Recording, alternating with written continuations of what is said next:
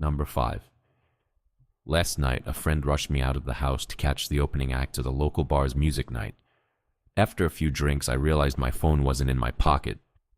I checked the table we were sitting at the bar, the bathrooms, and after no luck, I used my friend's phone to call mine. After 2 rings, someone answered, gave out a low, raspy giggle, and hung up. They didn't answer again. I eventually gave it up as a lost cause and headed home. I found my phone laying on my nightstand, right where I left it. Number 4. When I was a kid, I was always the last kid to get picked up by the bus driver to go to school. One day I was waiting for the bus by myself, and a bus with no kids pulled up. The bus driver smiled and told me to hop on. I just had a bad feeling. I said, "Where are the other kids?" He said, "We will go get them now. Just get on." He got more and more pushy, but didn't do anything crazy. I just kept saying no, and he shrugged and left. The real bus pulled up a few minutes later. I went to school and my parents didn't know one, so I mentioned it that night. Looking back, they were pretty worried. I remember them scrambling to make a few phone calls. Number 3. A few years back, I rented an apartment from a friend of mine. He had recently bought it and had it completely renovated. He put it up for sale but couldn't find a buyer, so I offered to rent it in the meantime. After moving in, I realized there was something wrong with the lady next door. She was about 45 but looked much older.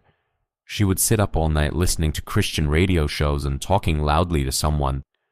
It got to the point where I couldn't sleep, so I went over to her place and asked her to keep it down. She opened the door and I got a quick peek. Her walls all had crosses painted on them in different colors, and words like Jesus and angels scribbled everywhere. The windows were painted black, letting no light in at all. It was damp, yellow-stained 50-year-old carpets, dog shit, and cockroaches everywhere. No dog, though. I asked her to please keep it down. She just looked at me and shut the door. Then she turned up the radio even louder. The next night, I have my girlfriend staying over. I wake up in the middle of the night and see a shadow of a person next to the bed, looking at us sleeping. I think I'm hallucinating, as I usually do in the dark when I'm sleepy. But then the shadow starts talking. It's my neighbor, and she's holding something in her hand.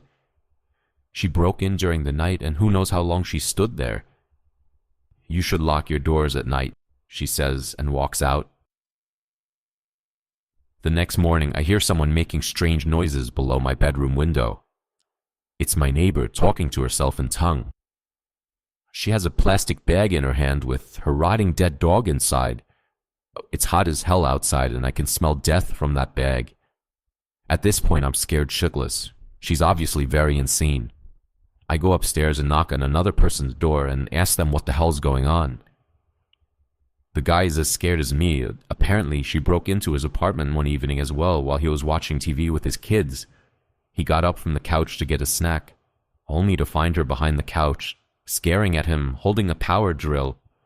Come to think about it, now I know what was in her hand. At this stage, I'm basically shitting myself. I call the cops and they know all about her. Apparently she's a violent schizophrenic and she hasn't taken her meds, but they can't force her or enter her apartment without her permission because she owns it. The only thing they can do is get her when she goes outside. I sit up for the next 2 days waiting for her to run out of cigarettes.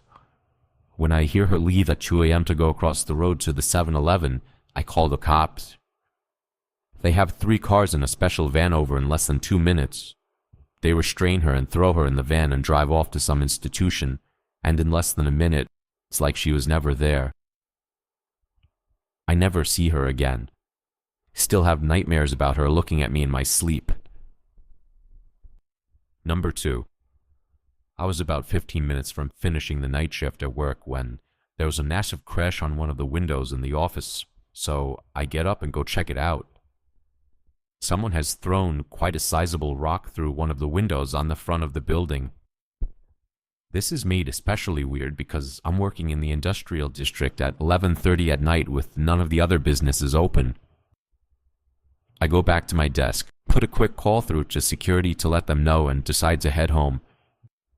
As I'm leaving the building, I'm freaking myself out about it more and more and end up running to my car, getting in and taking off. I'm almost home and I've started to calm down a bit when I realize that I didn't unlock my car when I got in. It had been unlocked the whole time.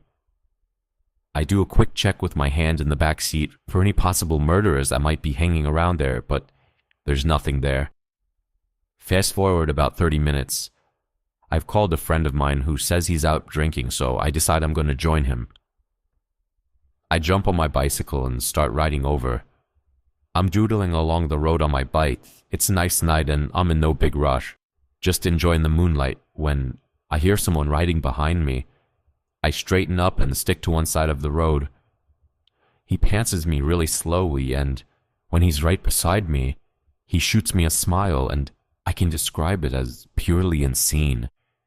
I kind of flinch and taken aback as he rides on. That's when I realize he's riding my mom's bike.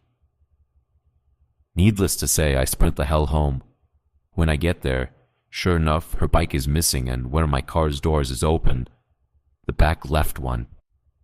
I was driving and had no need to open that door. Number 1. I worked at a campground on night shift, 12 a.m. to 8 a.m. every night. It wasn't bad. I would bring in my PS2 and game a good portion of the night, only having to deal with 1 or 2 people on busy nights. It was just me in this little 8-foot by 8-foot shack, with nothing around but dark all night. My first week there, the other third shift guy who was quitting told me about this payphone a few feet from the shack where I worked. He said it rang every night at 4:17 a.m., just once. It was probably just an automated test call, he guessed. He's never answered it himself. I go for a few months with the job. It was the middle of the summer, so most nights I had the windows closed, so I couldn't hear the payphone go off. Mid-August, I started leaving the windows open during the night. Sure enough, at 4:17 a.m. every morning, the phone would ring once. The ring even sounded creepy, like the payphone was submerged in water and then put where it sat. One night I got up the nerve to answer it. I set an alarm at 4:15 and would go wait at the phone until it rang. When it did, I answered it. But there was no sound, just dead air, like someone was on the other line but wasn't answering. I said hello a few times and hung up. I did this every night for a week with the same results. I didn't think anything of it and left it alone after that for about a month. The first week of October, I decided to answer the phone once again. I set my alarm, and when the time came, I answered the phone. I repeatedly said hello into the phone. Then I heard what sounded like someone inhaling through clenched teeth. The voice that sounded was rough and sounded like he had gargled gravel. He said my name, my complete name, first, middle, and last. It was a voice I've never heard. My voice caught in my throat and I hung up. I rattled some change into the payphone and hit *69. The number had come from California. I lived in Indiana.